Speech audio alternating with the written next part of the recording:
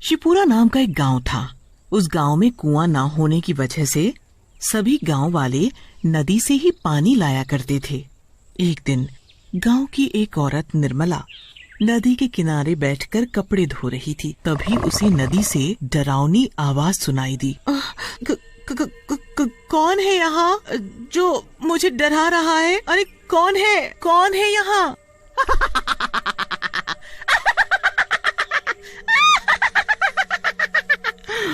मैं हूँ, मैं। चुड़ैल, चुड़ैल, भागो यहाँ से, भाग जाओ यहाँ से। निर्मला अपने कपड़े छोड़कर गांव में भाग जाती है। अरे ओ गांव वालों, सुनो, उस नदी पर मत जाना। उस नदी में एक चुड़ैल है। अरे क्या बोल रही हो बहन? चुड़ैल नदी में? सुबह ही तो हम सभी औरतें उस नदी से पानी भरकर लाई हैं, तब तो कोई चुड़ैल हमें दिखाई नहीं दी। कहीं तुम नींद में तो नहीं हो? अरे तुम लोगों को मेरी बातों पर यकीन नहीं है ना, तो खुद ही जाकर देख लो। हाँ भाइयों, चलो तो जरा नदी पर, हाँ, देखें कैसी चुड़ैल है।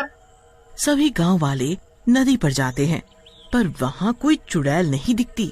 अरे यहाँ तो कोई चुड़ैल मुड़ैल नहीं है। निर्मला को कोई वहम हुआ होगा। चलो चलो भाइयों, अपना अपना काम करें, हाँ? गांव वालों को नदी पर कोई चुड़ैल नहीं दिखती। फिर सभी लोग वहाँ से चले जाते हैं। अगले दिन सुबह सुबह सभी नदी पर आते हैं। कोई पानी भरने आता है, कोई कपड़े धो रहा होता है, तो कोई उसमें नहा रहा होता है। चुड़ैल नदी के अंदर थी, तो वो ये सब देख रही थी। ये सभी गांव वाले फिर नदी पर आ गए। ये ऐसे नहीं मानेंगे, इनका कुछ न कुछ तो करना पड़ेगा। तभी नदी पर गांव का एक आदमी सुखिया नहाने के लिए आता है। जैसे ही सुखिया नदी में नहाने के लिए अंदर घुसता है, नदी में अंदर बैठी चुड़ैल उसका पैर पकड़ लेती है। अरे अरे अरे अरे मेरा पैर किसने पकड़ा है? कौन है भाई नदी के अंदर? बचाओ बचाओ बचाओ! चुड़ैल सुखिया का पैर पकड़कर नदी के अंदर खींच लेती है और फिर सुखिया को नदी के बाहर फेंक देती है। सुखिया बेहोश हो जाता है। गांव के कुछ लोग सुखिया को वहां पड़ा देखते हैं। सुखियो, ये तुम्हें क्या हुआ? अरे ये तो बेहोश है, इसे इसके घर ले चलो। जब ये होश में आएगा तब ये कुछ बताएगा ये बेहोश कैसे हुआ है। सभी गांव वाले उसे उठाकर उसके घर ले जाते हैं। जब सुखिया होश में आता है तो उसके साथ क्या हुआ सब बताता है। भाइयों, मैं सच बोल रहा हूँ। नदी में कोई तो था जिसने मुझे नदी में खींच लिया था। अरे ये क्या हो रहा है? पहले निर्मला और अब ये सुखिया, तुम दोनों का दिमाग तो नहीं खराब हो गया? तुम लोग मेरी बात पर यकीन क्यों नहीं करते? मैं सच बोल रहा हूँ। अरे भाइयों, देख नहीं रहे कितनी भयंकर गर्मी पड़ रही है। गर्मी की वजह से सुखिया बेहोश हो गया होगा और कुछ नहीं।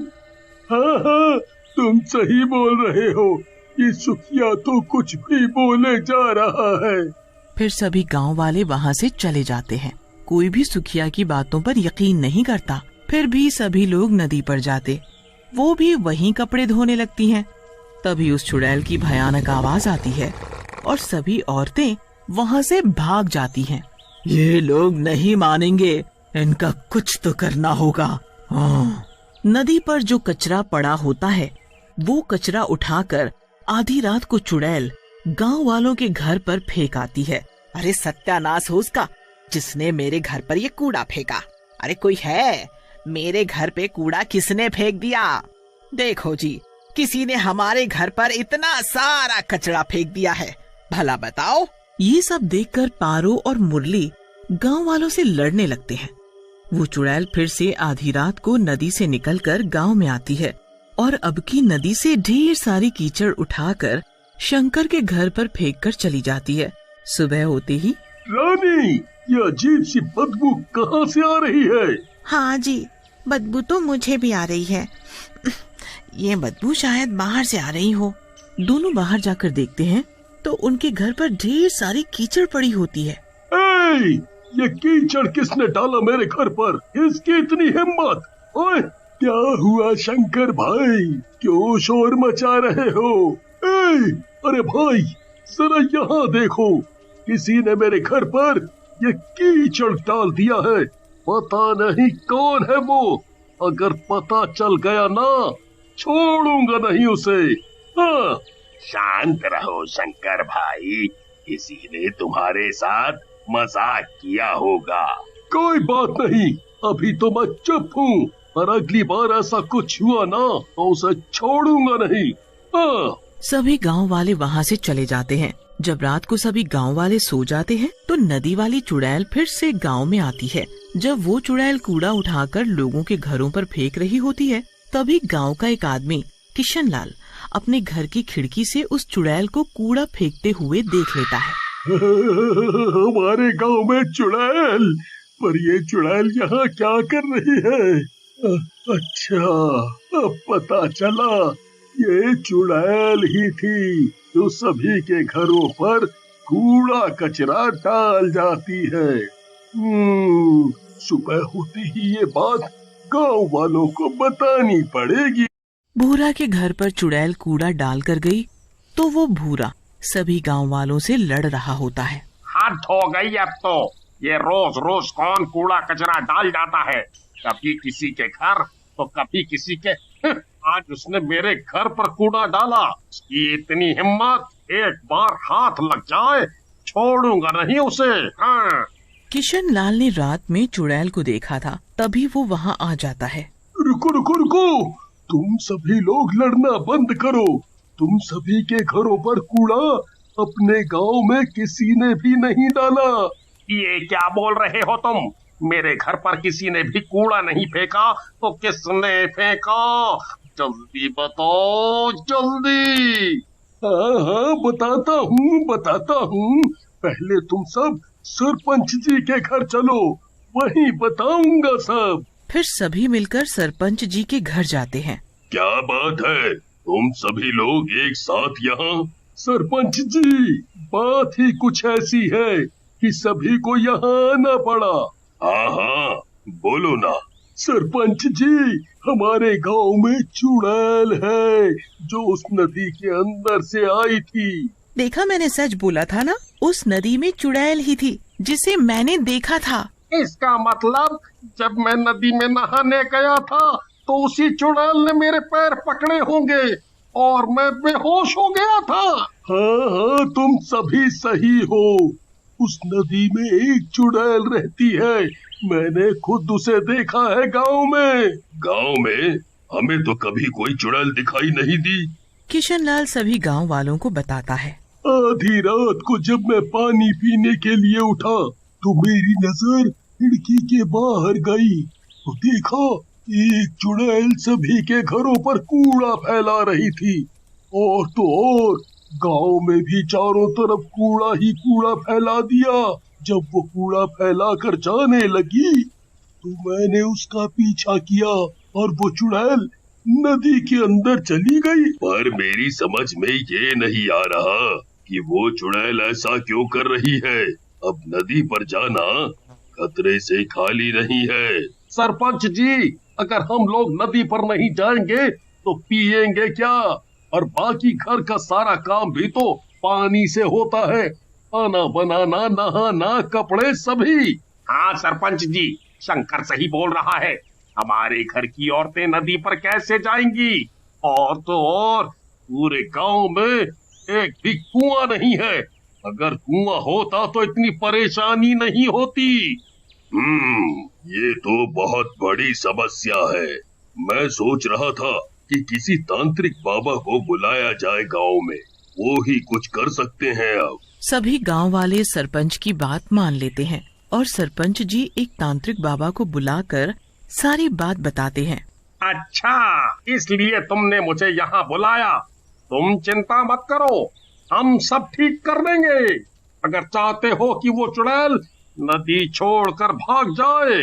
उसके लिए हमें गांव के बीचों बीच बैठकर हवन करना पड़ेगा। हवन की सारी तैयारियां हो जाती हैं। तांत्रिक बाबा हवन करने के लिए बैठ जाते हैं और सारे गांव वाले आसपास खड़े होकर देखते हैं। तांत्रिक बाबा मंत्र पढ़ते हैं और अपनी पोटली से भभूत निकालकर पूरे गांव में छिड़क देते हैं। सरपंच जी, वो चुड़ैल अब इस गांव में कभी नहीं आएगी। बाबा, गांव में चुड़ैल नहीं आएगी, पर नदी का क्या? हमारे गांव की सभी औरतें नदी से पानी लाती हैं। तभी चुड़ैल वहाँ आ जाती है। तुम लोग मेरा कुछ नहीं बिगाड़ सकते, मैं बहुत ताकतवर हूँ। इस तांत्रिक को तो मैं फूंक मारकर हवा में उड़ा सकती हूँ। तुम क्यों गांव वालों को परेशान कर रही हो? वो लोग नदी पर जाते हैं पानी भरने, तो तुम उन्हें डरा कर भगा देती हो या फिर उनके घरों पर कूड़ा कचरा डाल देती हो। क्या कूड़ा कचरा मैं करती हूँ? जरा चलो तुम सब नदी पर मेरे साथ। चुड़ैल सभी गांव वालों को अपने साथ नदी पर ले जाती है। देखो, जरा इस नदी को तुम सब देखो। तुम लोगों ने इस नदी की क्या हालत कर दी है। मैं तो आराम से नदी के अंदर सो रही थी, पर तुम सभी गांव वालों ने इस नदी में इतना कचरा फैला दिया, जिसकी वजह से नदी का पानी दूषित हो गया और मुझे नदी के अंदर घुटन महसूस होने लगी, जिसकी वजह से मैं नदी के बाहर आ गई और तुम लोगों को यहाँ से भगा दिया। तुमने हमारी औरतों को पानी नहीं भरने दिया, हम लोग कहाँ जाएं अब पानी भरने? तुम लोग बहुत ही गंदे हो। अपना घर तो साफ रखते हो और सारी गंदगी नदी पर करते हो, तो कोई नहा रहा है उसमें, और तो और उसी में तुम लोग जानवरों को भी नहला रहे हो। फिर उसी पानी को तुम लोग पीने के लिए ले जाते हो। इतना गंदा पानी तुम सभी कैसे पी सकते हो? इसीलिए मैंने सोचा कि तुम लोग ऐसे नहीं मानोगे, तुम सबको सबक सिखाना जरूरी था। तुम सही बोल रही हो, तुमने हमारी आंखें खोल दी। आज के बाद हम सभी लोग नदी पर गंदगी नहीं करेंगे। हाँ, अगर हम सब नदी पर काम करेंगे तो गंदगी तो होगी ही। इसका हल भी मैं बताती हूँ। सरपंच जी, आप गांव में 2-3 कुएं बनवाएं। गांव में कुएं होंगे तो किसी को भी नदी पर आने की जरूरत नहीं होगी। सारा काम घर पर ही हो जाएगा।